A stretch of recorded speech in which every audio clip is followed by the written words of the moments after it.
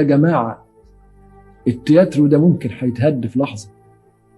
فوقه محاولة للإيقاظ، إن الإنسان يبتدي يفطن ويحس باللعبة الكبيرة دي كلها، وإن الدنيا كلها حكمة، وإن لها معنى، وإن الحكاية مش أيام نقضيها زي ما احنا عاوزين في العبث، عمالين نسكر ونرقص ونغني ونخون ونقتل ونكذب، وإحنا على قشرة في الأرض ممكن تتهز وتنتهي وتتزلزل، وجوف الأرض الملتهي بيبلعنا كلنا في لحظة.